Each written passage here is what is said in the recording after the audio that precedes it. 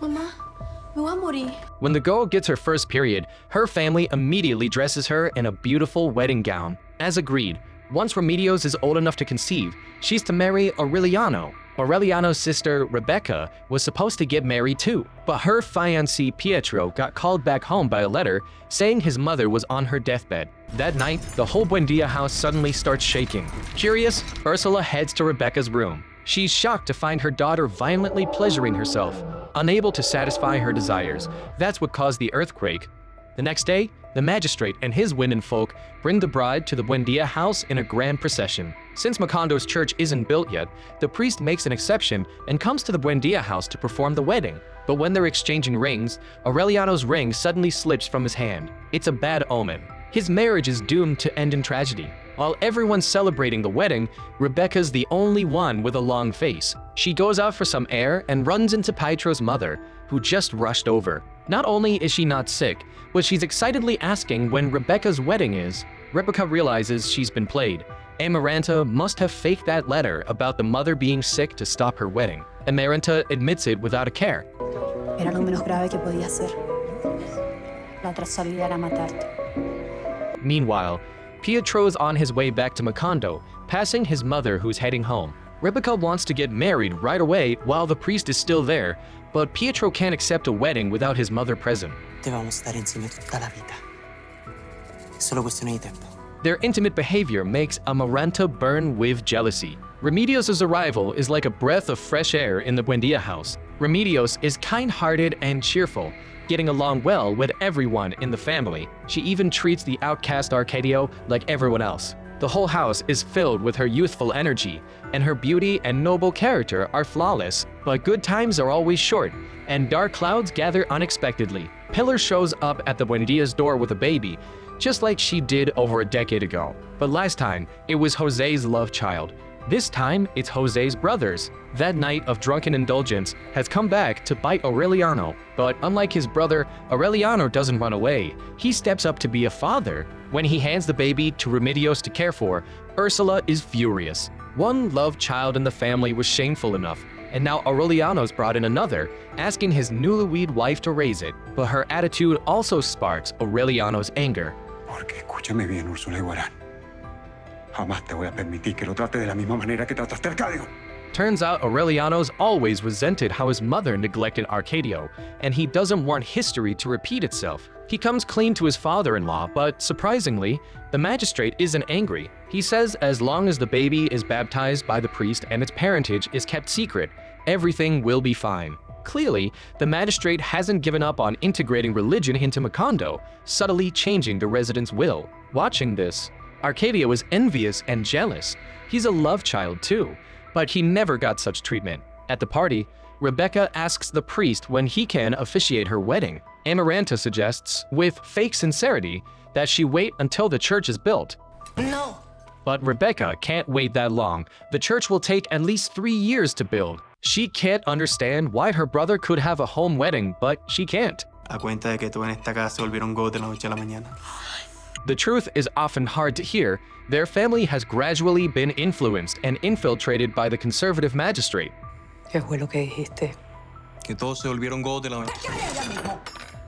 Even though Ursula doesn't want to admit it, she plans to follow the priest's request and wait for the church to be built. Little does she know, this decision will completely change the Buendia family's fate. The magistrate offers Arcadio a job as principal of the town school. He noticed Arcadio's an outcast in the family and tries to win him over to build his influence in Macondo. Arcadio's sick of his family's cold shoulder and decides to leave. This act of rebellion sets the stage for his ridiculous and tragic fate.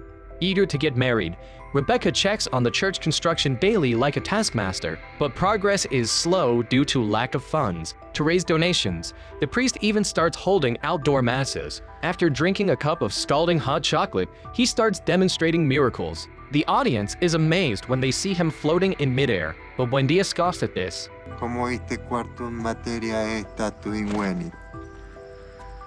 Factum hoc existentiam Dei probat sine dubio. Ne credam artifici eius. Though Buendia's got mad, his words still carry weight. Seeing the audience disperse, the priest tells Ursula that at the current fundraising rate, it might take 10 years to build the church. Losing patience, Rebecca thinks about eloping with Pietro, but Pietro's just invested everything in opening a music store in town. Eloping now would mean bankruptcy. Rebecca's about to lose it. That night, another violent earthquake hits the house, accompanied by weird gasping sounds. Rebecca can no longer suppress her bodily desires and has to release them with her hands. The erupting hormones seem about to bring down the whole house. Old Buendia laughs maniacally, as if mocking his family's repeated stupid decisions. The only good news is that Remedios is pregnant. Aureliano's strange foresight tells him his wife is carrying twins. This news lightens the gloomy atmosphere in the house, and even Rebecca and Amaranta call a temporary truce. They compete to knit clothes for the unborn babies. But every night, the house still shakes, each time more violently than the last. Rebecca seems to be at her limit, tortured by pent-up passion. And Ursula's sense of shame and patience are also at their limit. She goes to the priest in the middle of the night with a large donation. Rebeca tiene que estar parada en el altar antes de que el mes termine. Learning she can have her wedding by the end of the month, Rebecca instantly regains her old energy. But the happier Rebecca is, the more resentful Amaranta becomes. At night, she sneaks into Buendia's alchemy lab to steal potions. The love she can't have, no one else should either, not even her sister. Arcadio's mind is also twisted. Every time Pilar comes to pick up her child from school, her gaze holds a special emotion that stirs something in Arcadio. Tragically, he doesn't realize that Pilar's eyes show parental love, not romantic interest. So Arcadio and his unknown father end up falling for the same woman. It's utterly absurd. One day, he makes an excuse to call Pilar into his office. About to be alone with her son, Pilar feels a bit excited, but what greets her is a beast full of lust. Te va a hacer la santa. Todo el mundo sabe que no es una puta. To escape, Pilar promises to come back that evening for a secret rendezvous. At night, Arcadio thinks Pilar has tricked him, but suddenly the door opens. He pounces like a hungry wolf, but quickly realizes something's off. It's not Pilar, but a young girl. Pilar sent her as a substitute, spending half her life savings. This is Pilar's way of making amends to her son, and the price she pays for her wild and lustful past. Amaranto's karma finally catches up with her. The poison she meant for Rebecca is accidentally consumed by Remedios. Watching his wife struggle in agony, covered in blood, Aureliano panics and calls for help.